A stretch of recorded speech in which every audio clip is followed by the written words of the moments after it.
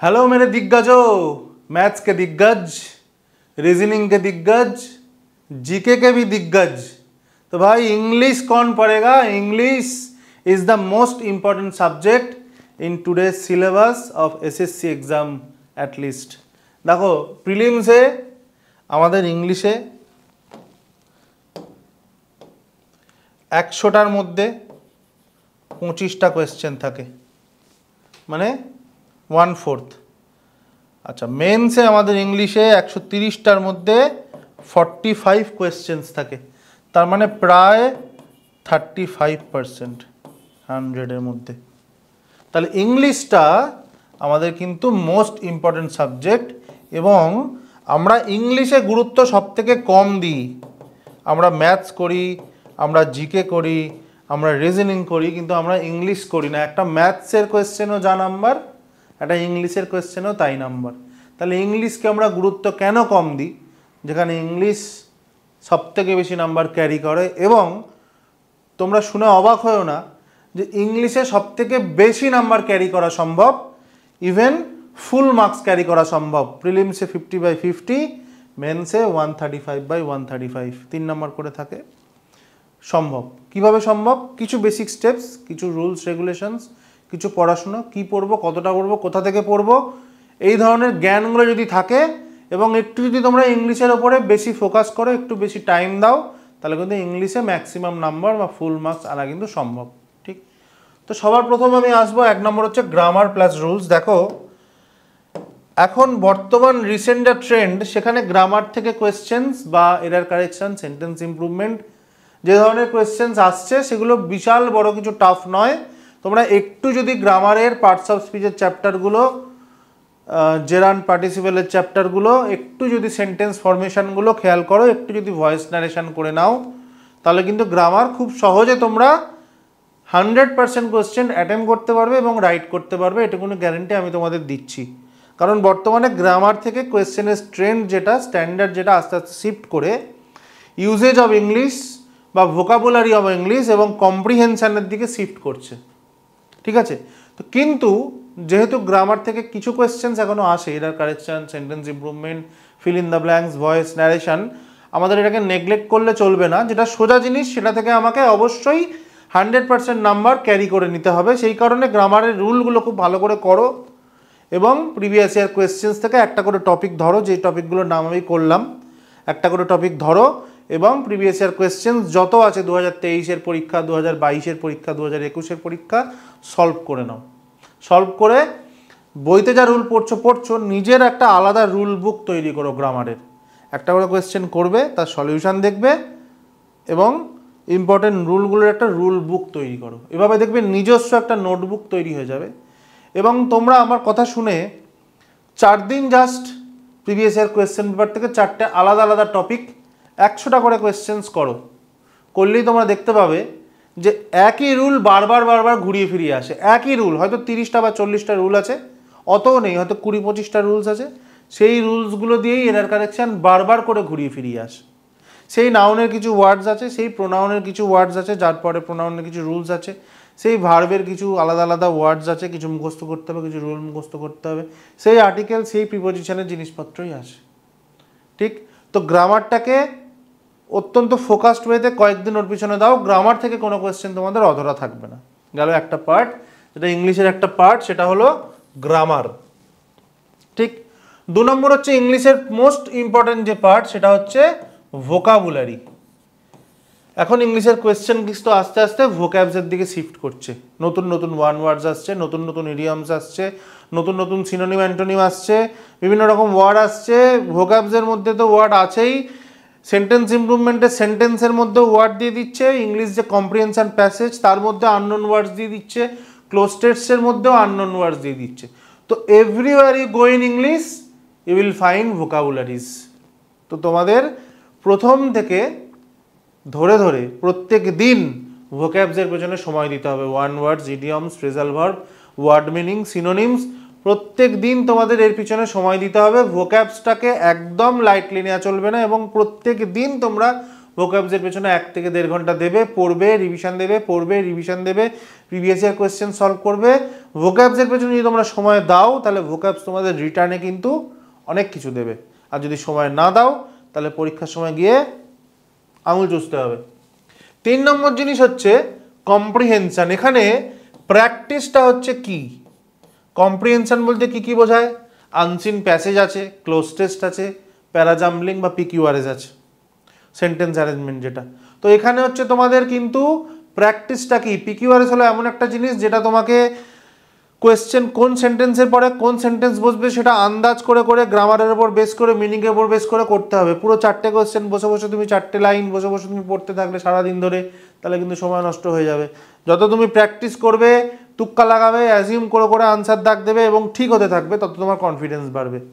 Unseen passage, তোমাকে reading skill তাড়াতাড়ি আনতে হবে। তুমি প্যাসেজটা ধরে ধরে ধরে ধরে পড়ছো, ওখানেই সময় শেষ। তোমাকে ইংলিশ রিডিং প্র্যাকটিস করতে হবে, ঠিক আছে?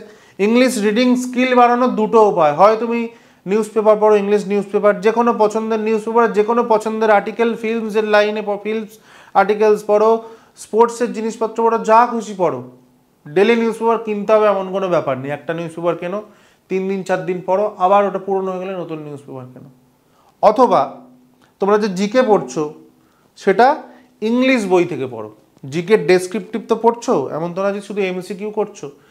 জিকেটা ডেসক্রিপটিভ বই থেকে, লুসেন্ট থেকে হোক, এনসিইআরটির বই হোক, সেই সমস্ত বই থেকে পড়ো। তাহলে কি হবে, সেখানে তোমরা যেমন জিকেটাও তোমাদের স্ট্রং হবে, তেমন তোমাদের সেন্টেন্সের স্ট্রাকচারগুলো স্ট্রং হবে, গ্রামারের রুলগুলো সম্বন্ধে ধারণা হবে, ঠিক আছে? তো রিডিং স্কিল তোমাদের ফাস্ট করতে হবে প্যাসেজ তাড়াতাড়ি করার জন্য।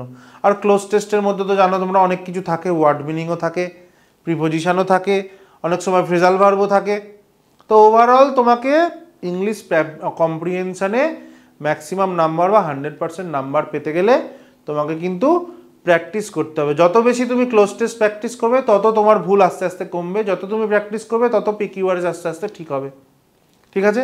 তো প্র্যাকটিস করতে করতে করতে করতে দেখবে তোমার ক্লোজ টেস্টে একটাও ভুল হচ্ছে না, প্যাসেজে একটাও ভুল হচ্ছে না, প্যারাজাম্বলিংয়েও একটাও ভুল হচ্ছে না। প্র্যাকটিস ইজ দ্য কি। 3 নম্বর। তাহলে এই 3টে হলো ইংলিশের 3টে পিলার, গ্রামার, ভোকাবুলারিজ আর কম্প্রিহেনশন। এই 3টে জিনিস তোমরা করছো। সাইড বাই সাইড তোমাদের কি করতে হবে, রিভিশন দিতে হবে। পুরনো যে জিনিসগুলো পড়ে এসছো সেগুলো রিভিশন দাও এবং একটা করে টপিক শেষ করবে, একটা করে প্রিভিয়াস ইয়ার কোয়েশ্চেন তার সঙ্গে সঙ্গে প্র্যাকটিস করতে থাকতে হবে। ভোকাবুলারি হিউজ সিলেবাস, সিলেবাস শেষ করে তারপরে প্রিভিয়াস ইয়ার কোয়েশ্চেন যদি করতে বসো তাহলে বোকামি হবে। একদিকে তোমাদের গ্রামারের রুলস পড়তে থাকতে হবে, একদিকে পিওয়াইকিউ সলভ করো, নিজের রুল বুক বানাতে থাকো। একদিকে তোমরা এসপি বক্সি বা ব্ল্যাক বুক থেকে ভোকাবুলারিস টপিক ওয়াইজ পড়তে থাকো, একদিকে তোমরা পিওয়াইকিউ সলভ করো, নিজের ভোকাবুলারিজের নোট বানাও। যে ওয়ান ওয়ার্ডগুলো বারবার আটকাচ্ছে, যেগুলো ইডিয়মসগুলো আটকাচ্ছে, যে ফ্রেজাল ভার্ব বা সিনোনিমগুলো আটকাচ্ছে, নিজস্ব নোটবুক বানাও, সেগুলোই পরীক্ষার সময় রিভিশন দেবে, ঠিক আছে? পিওয়াইকিউ সলভ করো।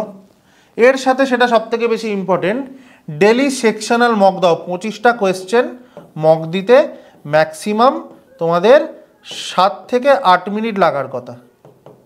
এর থেকে বেশি যদি তোমরা সময় দাও তাহলে ম্যাথসের পিছনে, রিজনিংয়ের পিছনে, জিকের পিছনে সময় তোমরা দিতে পারবে না, ঠিক আছে? ইংলিশটা যেমন তোমাদের নাম্বারও ক্যারি করবে, এখানে তোমার সময়ও বাঁচাবে। তো তোমাদের এখানে কি করতে হবে, ডেলি সেকশনাল মক দিতে হবে একটা করে 7 থেকে 8 মিনিট। কতক্ষণ সময় লাগবে বলো? 10টা মিনিট একটা মক দেবে, আর যেগুলো যেগুলো ভুল করলে বা করতে পারলে না সেই রুলগুলো তোমরা খাতায় লিখে নেবে। কতক্ষণ সময় লাগে? তাহলে ডেলি একটা করে sectional mock as well as full mock. Full mock কেন? দেখো, যখন তোমরা শুধু একটা ইংলিশের সেকশনাল মক দেবে তখন কিন্তু তোমার ব্রেনটা একদম পুরো ফ্রেশ থাকবে। শুধু ইংলিশের মক দিচ্ছ, পরীক্ষার সময় তো তুমি শুধু ইংলিশের মক দেবে না, ম্যাথস করবে, রিজনিং করবে, তারপরে গিয়ে হয়তো ইংলিশটা করবে। তাহলে তোমার ম্যাথস আর রিজনিং করে অলরেডি তোমার ব্রেনটা অকুপাইড হয়ে যাবে, তারপরে তোমাকে এক্সস্ট হয়ে হোক বা কিছুটা টায়ার্ড হয়ে হোক ইংলিশ ধরতে হবে। তাহলে তোমাকে ওই যে আফটার ম্যাথস বা ইংলিশের পরে তার যে প্রেশারটা নেওয়ার পরে তোমার ইংলিশ করা, এই জিনিসটাও বাড়িতে প্র্যাকটিস হওয়া জরুরি। তাই জন্য ইংলিশে যদি ফুল মার্কস তুলতে চাও তাহলে ফুল মক দেওয়াও তোমাকে প্র্যাকটিস করতে হবে। এবং ওই বড় পেপারের মধ্যে খানিকটা সময় তুমি 8 মিনিট ইংলিশের জন্য পাবে, সেটাও তোমাকে প্র্যাকটিস করতে হবে, ঠিক আছে? তো ইংলিশে ফুল মার্কস পেতে গেলে সবথেকে প্রথম তোমাকে আবার বলছি 1 2 3 গ্রামার, ভোকাবুলারি, কম্প্রিহেনশন, যেভাবে বললাম, revision, PYQ solve, daily sectional mock, full mock. ইংলিশের পেছনে সময় দাও, ইংলিশ তোমাদের সিলেকশন দেবে, কারণ ইংলিশের নাম্বার সবথেকে বেশি ক্যারি করে। এবং মনে রাখবে যে ম্যাথসের কোয়েশ্চেন শক্ত হলে কোয়েশ্চেন কমন নাও পেতে পারো, রিজনিংয়ের কোয়েশ্চেন শক্ত হলে কোয়েশ্চেন নাও পারতে পারো, জিকে তো আমি ছেড়েই দিলাম, জিকে তো ম্যাক্সিমাম কোয়েশ্চেন কখনো কমন পাওয়া যায় না। ইংলিশের কোয়েশ্চেন 100% কমন পাওয়া যায়, হয় কোয়েশ্চেন কমন পাবে, নয় অপশানগুলো এলিমিনেট করতে পারবে, কারণ অপশানের যে ওয়ার্ডগুলো থাকবে সেইগুলো তোমরা কোথাও না কোথাও পড়ে থাকবে, কমন পেয়ে যাবে। তো ইংলিশের পেছনে যদি তোমরা সময় দাও, 45-এ 45 করা বা 25-এ 25 করা বিশাল টাফ কিছু নয়। কম্পারেটিভলি ম্যাথসে বা রিজনিংয়ে বা জিকেতে ম্যাক্সিমাম মার্কস আনা কিন্তু কম্পারেটিভলি ইংলিশের থেকে ডিফিকাল্ট। ইংলিশে যদি তোমরা টাইম দাও, ইংলিশ কিন্তু তোমাদের রিটার্ন দেবে, তোমাদের সিলেকশন দেবে, ঠিক আছে? তো এখন থেকে ইংলিশকে ভয় না পেয়ে বা ওভার কনফিডেন্ট না হয়ে, আমি তো সব পারি না হয়ে, ইংলিশের পেছনে ডেলি সময় দাও, ভোকাবুলারিজ পড়ো, গ্রামারের রুলসের নোটবুক বানাও, পিওয়াইকিউ সলভ করো, সেকশনাল মক দাও, ফুল মক দাও।